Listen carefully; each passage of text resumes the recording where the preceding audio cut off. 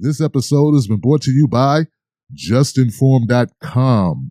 If you're tired of being censored, tired of having your data stolen and sold, go to JustNForm.com, a social media site where all voices are welcome. So Tulsi has released another great ad, this time focusing on religious diversity and acceptance and tolerance. Here, take a look. I want to bring up the issue of religion because it is one that we have seen for too long and we continue to see being used to foment bigotry and elicit fears and suspicions in people because of someone who holds a religion that may be different from the most. We see this in politics all the time. President John F. Kennedy went through this test when he ran for president, where people questioned how his Catholic faith would drive and influence his policies. I am not the Catholic candidate for president. I am the Democratic Party's candidate for president, who happens also to be a Catholic. Whatever issue may come before me as president, if I should be elected, I will make my decision in accordance with what my conscience tells me to be in the national interest. I took my oath of office on the Bhagavad Gita when I was first sworn into Congress in 2012. I'm a practicing Hindu, and my spiritual practice, my relationship with God, is something that is near and dear to my heart.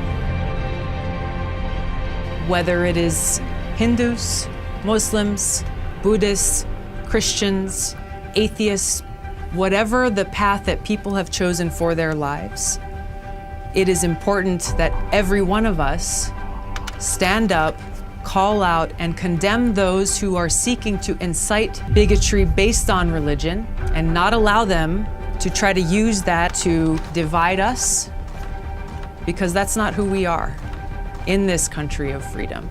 We saw devastatingly the impact of that in Pittsburgh with the shooting at the synagogue. This is what happens when this is allowed to continue without being condemned and stopped.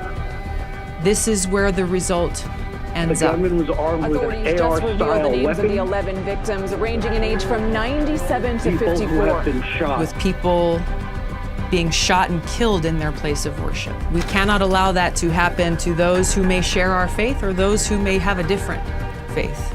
Today I may be the victim, but tomorrow it may be you.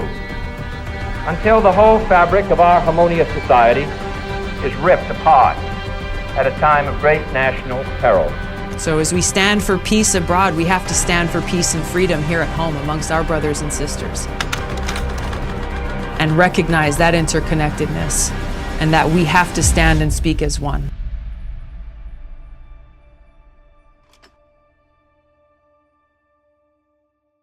Now, first of all, it was beautiful, right? It was beautiful. Now, there has been a lot of people who have attacked Tulsi over this very issue, actually. Some people said and believed that she aligned herself with Hindu nationalists, and they called her Islamophobic.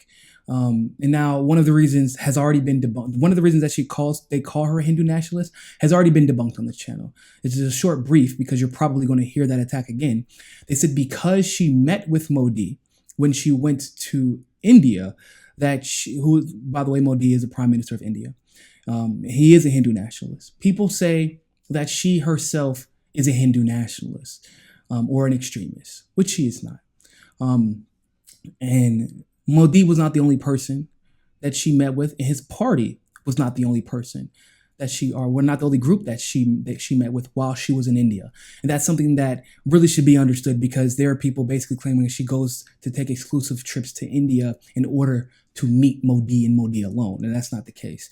And like I've said in the past, she's met with leaders really all over the world. And the one that you probably have become most familiar with as of late was her meeting with Assad, which was a meeting to understand what was happening in Syria. And then Assad invited her because, let's be honest, most Congress people are not going to go to Syria to see what is taking place and how the U.S. has been involved in that. And so she went to sit down with him. Hillary, God, I'm so sorry, Tulsi. Please don't be mad at me. Tulsi has always sat down with people to broker peace from different backgrounds, different styles of leadership, people who have been lied on by the United States media. And I don't really see that as a problem. And in fact, I see that as emblematic of how she's accepting to diversity. They also call her Islamophobic because she honestly did at one point in her career, I believe it was in 2014, she was pretty much saying that we have to deal with Islamic extremism. Now, granted, this was 2014, and many people said the same thing based off of the limited intelligence that we had, or at least we didn't know where to look for the right answers. I guess that would be the more appropriate thing to say. We didn't know where to look for the right answers, but just like the rest of us, Tulsi Gabbard has gone full-fledged progressive in that perspective, where she's like, okay, if we don't want Islamic extremism, then we need to deal with the problem at its source, which is stop allowing the United States to establish regime change and coups overseas and obviously in South America and Central America as well.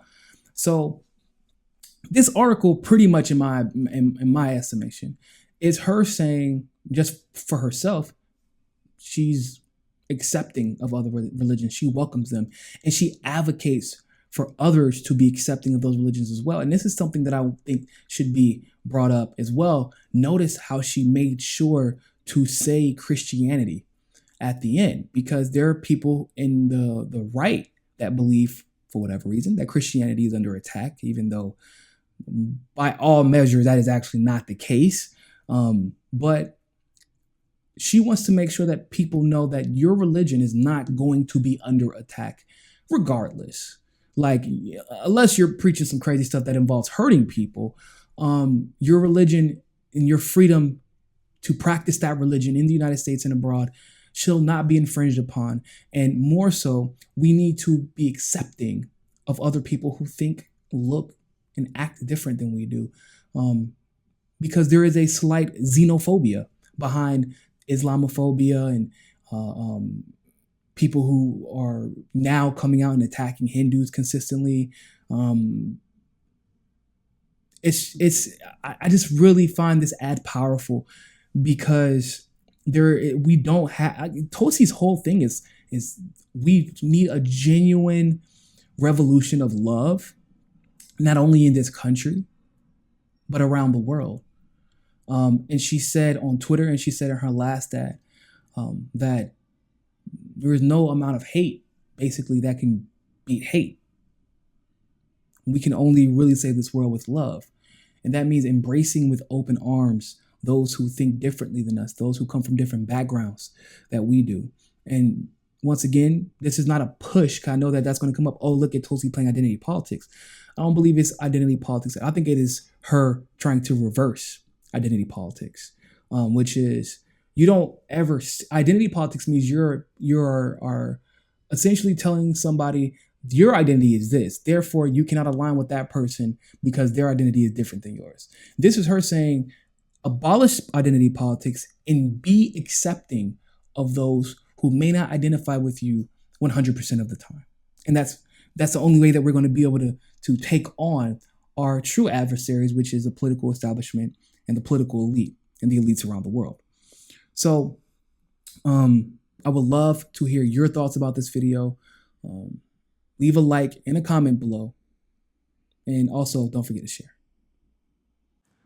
Thanks for watching that segment of Mi Casa es Su Casa. You can donate to our Patreon and keep helping the network grow by clicking on the link in the description below. And also, make sure you join us at JustNForm.com.